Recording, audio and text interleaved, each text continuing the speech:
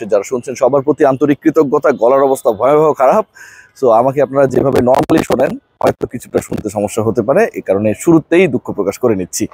Discussion করতে চাই গুরুত্বপূর্ণ ম্যাচ নিয়ে। চিটাগং অ্যান্ড খুলনা এই দুই দল কোয়ালিফায়ার 2-তে মুখোমুখি হবে। এক দল ফাইনালে চলে যাবে, মানে জয়ী দল, এবং পরাজিত দলের আসলে আর কোনো সুযোগ থাকবে না। সেটা নিয়ে আসলে ডিসকাশন করার কোনো দরকারও নেই। এই ম্যাচের আগে আমার কাছে মনে হয়, শুধু এই ম্যাচের আগে না, পুরো টুর্নামেন্টে তারা যদি ফাইনাল খেলে ফেলে, ফাইনাল পর্যন্ত সবচেয়ে ফেভারিট তকমা অন্য সব দলকে ছাপিয়ে খুলনা টাইগার্স তাদের দিকে অলমোস্ট নিয়ে নিচ্ছে। কেন এই ডিসকাশন আমি করছি? খুলনা টাইগার্স মানে ব্র্যান্ড হিসেবে যদি আমরা চিন্তা করি, চিটাগং কিংস নামের মধ্যে একটা ভাবসাব রয়েছে। সামির কাদের চৌধুরীর দল, সেখানটায় শাহিদ আফ্রিদির প্রেজেন্স, ইয়াসার শাহের অনেক ধরনের ব্যাপার স্যাপার ছিল। আমরা যদি খেয়াল করি বরিশাল, তাদের দলটা, এটা নিয়ে আসলে এক্সপ্লেনেশনের কোনো দরকারই নেই। অলমোস্ট বাংলাদেশ ন্যাশনাল টিমের সব ক্রিকেটার ওই একটা দলে। রংপুর রাইডার্স, তারা যেভাবে টানা 8 জয়, সুপার লিগের চ্যাম্পিয়ন। খুলনা নিয়ে আলোচনাটা হচ্ছে, আর they able to ensure their place into the top 4, এরকম টাইপের ডিসকাশনটা শুরু থেকেই ছিল।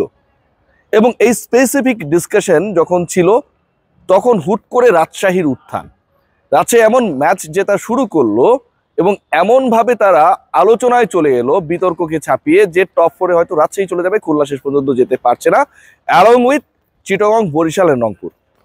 সেখান থেকেই খুলনা আসলে খেল দেখানো শুরু হলো। মেহেদী হাসান মিরাজের দল, নাসুম আহমেদের দল, আফিফ হোসেন ধ্রুবর দল, অঙ্কনের দল, the way they have played recent past matches, এক কথায় অসাধারণ। এবং সেই দলটা রংপুরকে টানা 2 ম্যাচে পরাজিত করেছে।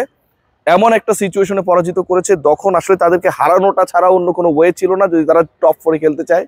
তারা সবশেষ 4 ম্যাচে 3টায় জিতেছে। ব্যাক টু ব্যাক রংপুরকে পরাজিত করে কোয়ালিফায়ার 2-তে অবস্থান করে নিয়েছে। এবং এবারের বিপিএলে আমরা যদি মাঠের বাইরের ঘটনাকে একপাশে রেখে মাঠের ঘটনা ডিসকাশন করি, সেখানটায় রংপুরের অন্তত ফাইনালের আগে বাদ পড়ে যাওয়াটা কিন্তু অনেকটা বড় ঘটনা, এবং ব্যাক টু ব্যাক খুলনার বিপক্ষে পরাজিত হওয়াও সেটা কিন্তু একটা বড় ঘটনা। সেই ঘটনার জন্ম দিয়েছে খুলনা টাইগার্স।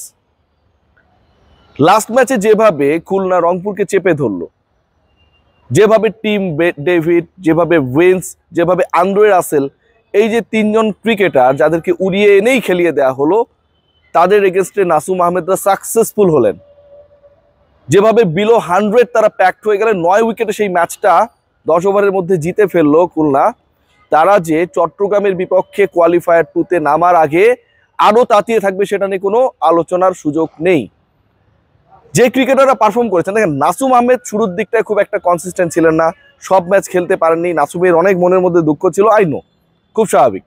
কিন্তু নাসুম যখন রেগুলার চান্স পাওয়া শুরু করলেন, মেহেদী হাসান মিরাজ, হি নোস কিভাবে তার এই তুরুপের তাসকে ব্যবহার করতে হবে। টি-20-তে বাংলাদেশের স্পিন ডিপার্টমেন্টের যে কজন অটোমেটিক চয়েস হওয়া উচিত, বাঁহাতি অর্থোডক্স, নাসুম আহমেদ তাদের একজনও যদি বলি নাসুম আহমেদ একজন। টু মি, নাসুম আহমেদ কোথায় খেলে দিলেন? ঠিক যেখানটা আসলে তার দলের জয়ের প্রয়োজন ছিল, বড় দলের বিপক্ষে এলিমিনেটর ম্যাচে, বাঁচা মরার ম্যাচে খেলে দিলেন। ইম্পর্টেন্ট যে রোলটা প্লে করেছেন, যে টপ 3-র কথা আমি বলছিলাম, যারা বিদেশ থেকে এসে টি-20 লিগ শেষ করে রাতে রওনা দিয়ে ভোরে এসে তারপরে ম্যাচ খেলে দিলেন, সেই পার্টিকুলার ক্রিকেটারদের 2 জনকে তিনি আউট করেছেন। শেখ মাহাদিকে তিনি আউট করেছেন। মেহেদী হাসান মিরাজ বল হাতে অসাধারণ, ব্যাট হাতে 0 করেছেন। তার আগের ম্যাচে অনবদ্য একটা অর্ধশতক ছিল, ম্যান অফ দ্য ম্যাচ, গুরুত্বপূর্ণ ম্যাচে জ্বলে উঠেছেন। গতকালকের ম্যাচের এই আলোচনাটা আসলে অনেকটা ঢেকে যায়, কারণ এই দলটার সাথে আরো কিছু ক্রিকেটার রয়েছে। সেই ক্রিকেটারদের নাম যখন হয়, আমরা যদি খেয়াল করে দেখি সিমরান হেটমায়ার, সেই ক্রিকেটারদের নাম যদি হয়, আমরা যদি খেয়াল করি জেসন হোল্ডার, তাহলে কিন্তু এই দলটা আরো ব্যালেন্সড হয়ে যায়। খুলনা কতটুকু ডমিনেটিং ক্রিকেট খেলেছে, যেখানটা হেটমায়ার এবং হোল্ডারদের খুব বেশি রোল প্লে করতে হয় নাই। মিরপুরে তারা খেলবে পরের ম্যাচটা, মিরপুরের উইকেট এখন অনেক বেশি স্পিনারদের হেল্প করছে, অন্তত খুলনার স্পিনাররা সেই সুযোগটা নিচ্ছে। সেখানটাও তো এই দলটা একটা বড় সুযোগ রয়েছে। হেটমায়ারদের দিনে, জেসন হোল্ডারদের দিনে, যখন তারা হাত খুলে খেলেন, বল ব্যাটে আসে, টাইমিং প্রপারলি হয়, যে কোনো একজন যদি 5টা ওভার টিকতে পারেন, তাহলে প্রতিপক্ষের জন্য কত বড় বিভীষিকা, কত বড় টর্নেডো বয়ে আনতে পারেন, সেটা নিয়ে কোনো ধরনের ডাউট নেই। এমন একটা দল রাইট নাও আমার কাছে মনে হয় খুলনা, যারা প্যাকড। সাম ইস্যুতে আমার কাছে মনে হয় যে এই দলটা বরিশালের থেকে, যারা সবার আগে ফাইনাল নিশ্চিত করেছে, তাদের থেকেও প্যাকড। আমরা যদি বরিশালে খেয়াল করি, তারা নতুন রিক্রুট করেছে, আলীকে দলে ভিড়িয়েছে, 6 মাস আগে প্ল্যান করেছে তামিম ইকবাল খান, এসেই তিনি 5 মেরেছেন, 1 ওভারে 4টা উইকেট নিয়েছেন। বোলিং ডিপার্টমেন্ট নিয়ে যে ধরনের সমস্যা ছিল শাহিন শাহ আফ্রিদি চলে যাওয়ার পর সেই লাইমলাইটটা ছিল না, সেটা আমরা অনেকটাই কাটিয়ে উঠতে দেখছি। জিমি নিশামে ইনক্লুশন আমরা দেখছি, Tamim Iqbal anchoring role play করছে, তাওহিদ হৃদয় ফর্মে ফিরেছেন, মাহমুদুল্লাহ রিয়াদ ফিনিশিং অসাধারণ, অনেকগুলো জায়গা রয়েছে প্রেস করার। কিন্তু আপনি যদি খেয়াল করে দেখেন যে খুলনা নাসুম আহমেদ তিনি ফর্মে ব্যাক করেছেন, মানে তিনি ভালো খেলা শুরু করেছেন, এক্সপেক্টেড ক্রিকেটটা নাসুম আহমেদ ডেলিভার করছেন। মেহেদী হাসান মিরাজ এখন পর্যন্ত 3 ম্যাচের man of the match, captain leading from the front. Mehedi Hasan মিরাজকে শেখ মাহাদির সাথে তুলনা করা হয় অফ স্পিনিং, কি কারণে তিনি টি-20 দলে থাকেন না, মেহেদী হাসান মিরাজ দেখিয়ে দিয়েছেন টপ 7 জন রান গেটারের একজন। আবার যদি খেয়াল করে দেখি আমরা টপ 5-6 জন উইকেট টেকারের একজন, এবং এবারে টুর্নামেন্টের সেরা ক্রিকেটার হবার দৌড়ে মেহেদী হাসান মিরাজ, খুলনার ক্যাপ্টেন, খুব ভালোভাবেই রয়েছেন। পরের 2 ম্যাচে, মানে পরের ম্যাচটা যদি তারা জিতে যান, ফাইনাল পর্যন্ত মেহেদী হাসান মিরাজ 2টা ম্যাচ পাবেন, মোটামুটি একটা গড়পড়তা অথবা কার্যকর পারফরমেন্স যেটাই হোক না কেন করতে পারলে টুর্নামেন্টে সেরা হয়ে যাবেন। আমরা যদি খেয়াল করে দেখি এই দলে অঙ্কন রয়েছেন, তার ব্যাটিং অর্ডারটা কেন একটু নিচে সেটা নিয়ে আমার প্রশ্ন ছিল বিভিন্ন সময়, আর একটু উপরে তোলা যায় কিনা। সুইট হিটার অফ দ্য বলস জেসন হাল্লার, হেটমায়ার রয়েছেন।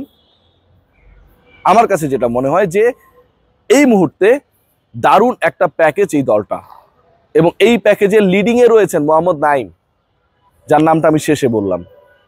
এমন একজন ক্রিকেটার যিনি সবশেষ এনসিএল টি-20-তে টপ স্কোরার ছিলেন, এবারও তিনি সেই পথেই রয়েছেন। যদি ফাইনালে যায় দল আরো 2টা ইনিংস খেলার সুযোগ পাবেন, এবং এই দল আমার কাছে মনে হয় টু সাম এক্সটেন্ট এই মুহূর্তে অন্য যে দলগুলো রয়েছে তাদের থেকে। কেন আমি আসলে চট্টগ্রাম ছাপিয়ে অনেক বেশি আলোচনা করছি রাইট নাও, আপনি যদি খেয়াল করে দেখেন খুলনাকে নিয়ে, চট্টগ্রামের রূপকথার গল্পটা হচ্ছে আমার কাছে যেটা মনে হয় কনসিস্টেন্সির জায়গাটায় কম ছিল, আবার শেষের দিকে এসে এই দলটা কেন যেন আসলে সেই এক্সপেক্টেড পারফরমেন্সটা করতে পারে নাই, শুধুমাত্র বরিশালকে তাদের লাস্ট প্রথম পর্যায়ের ম্যাচে হারানো ছাড়া। পুরো দলে আমি যতটুকু বাইরে থেকে শুনেছি, I am not pretty sure, salary নিয়ে বা পারিশ্রমিক নিয়ে একটা সমস্যা চলছে। সো এই ইস্যুসগুলো যখন টুর্নামেন্টের একদম শেষ পর্যায়ে এসে বড় হবার সুযোগ পায় বা হতে থাকে, কি কারণে ইয়াশা নেই, কি কারণে শাহিদ আফ্রিদি নেই, এই আলোচনাগুলো টুকটাক রয়েছে। আমি বলছি না যে তাদের সাথে কোনো ঝামেলা রয়েছে ফ্রাঞ্চাইজি কর্তৃপক্ষের, কিন্তু এই ইস্যুসগুলো রয়েছে। সো ওভারঅল যদি আমরা চিন্তা করি শক্তির বিচারে, আউটসাইড ইস্যুতে, পারফরমেন্সের বিচারে, ডমিনেটিং ক্রিকেট খেলার হিসাব নিকাশে, আমার কাছে মনে হয় খুলনা ইজ ভেরি ফেভারিট, এবং তারা যদি এবারের বিপিএলে বরিশালকে হারিয়ে দিয়ে চ্যাম্পিয়নও হয়ে যায়, অবাক হবার কিছু থাকবে না। সবাই ভালো থাকবেন।